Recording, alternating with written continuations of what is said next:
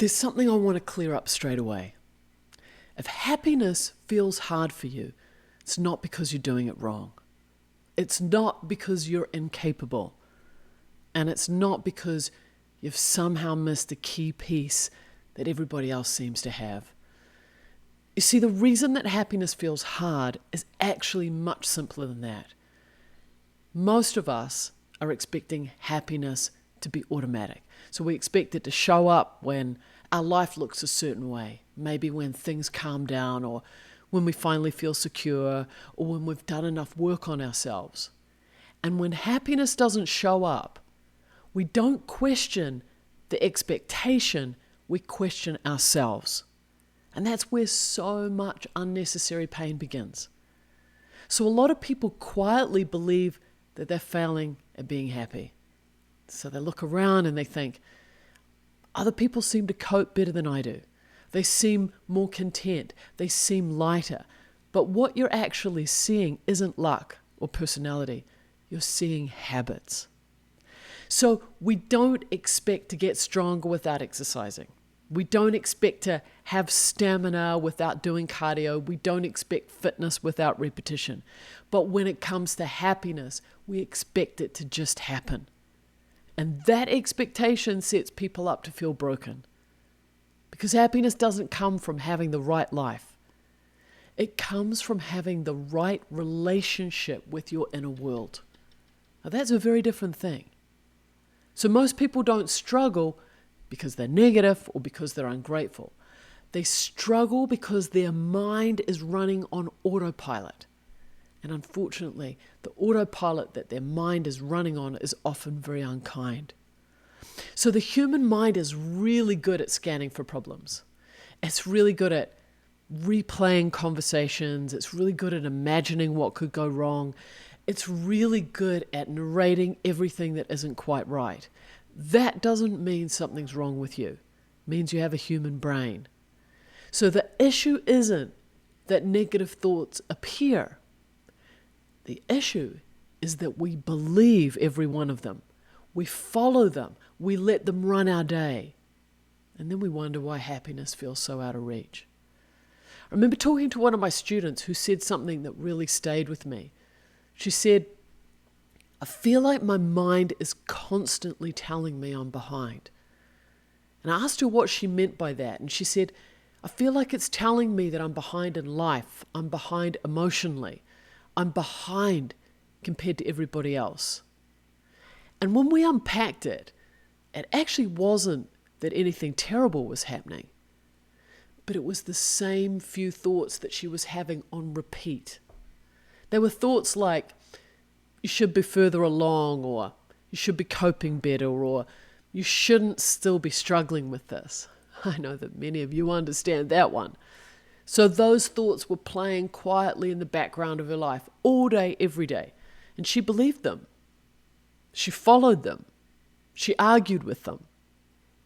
And by the end of the day, she was exhausted, not because life was so hard, but because her mind never stopped criticizing. So nothing changed externally, but inside her, there was no rest. And this is where a lot of people get really discouraged. They think, I've tried gratitude, I've tried mindfulness. I know I shouldn't think like this. But knowing isn't the same as having a habit. So habits aren't built through insight, they're built through interruption. So which brings us to the habit I want to focus on today. Interrupting one negative mental loop every day. Not all of them, not forever, but just one. So most people think that happiness requires controlling their mind. It doesn't. It requires noticing when your mind has gone somewhere unhelpful and gently stepping out of that loop. So a mental loop usually sounds familiar. You replay the same worry, the same regret, the same imagined future conversation, the same self-criticism, and it feels convincing. But here's something important to understand.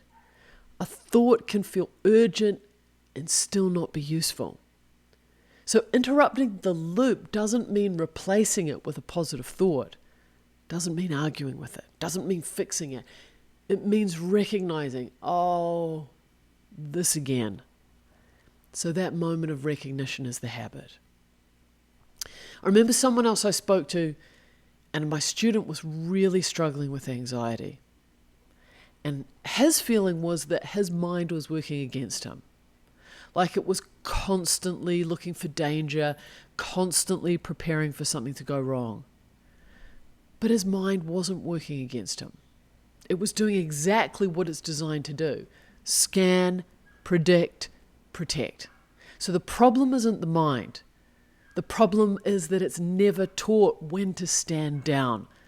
So we practice something very simple. The moment that he noticed the familiar anxiety loop starting, the same what if thoughts, the same mental rehearsal, I got him to pause. Not to solve it, not to calm himself down, but just to interrupt it. I got him to name it. There's that loop again. And sometimes he changed what he was doing physically. Maybe he stood up, maybe he stepped outside, maybe he took a breath, maybe he drank some water. Nothing dramatic. And what changed wasn't the absence of anxious thoughts. What changed was the amount of time that he spent trapped inside them. Instead of hours, it became minutes. Instead of spirals, it became pauses. That's how happiness habits work. We're not eliminating the difficulty, but we're reducing the unnecessary suffering. And this is the part that most people miss. You don't have to have a perfect mind to be happy. You just need to create a little space between you and your thoughts. And that space is created through shifting your habits. So interrupting one loop a day mightn't sound like much, but over time, it rewires how safe your inner world feels. So then your nervous system begins to trust that it won't be hijacked all day by one thought. And your mind learns that it doesn't have to follow every story it tells. And slowly, quietly, that happiness that you're after becomes more accessible. Not because life is perfect, but because you're no longer fighting your own mind. So if you want help understanding your own patterns, the loops that you tend to fall into, the habits that you're already running, I have a happiness quiz that can help with that. It's not about judgment, it's about awareness. You can find it at moniquerhodes.com. Think of it as information, that kind that makes choice possible. So here's what I want you to remember. You're not failing at happiness. You've just been expecting it to work automatically. Happiness isn't automatic.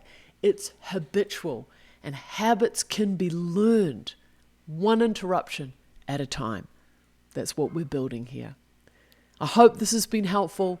As always, be kind, take care, go gently in the world.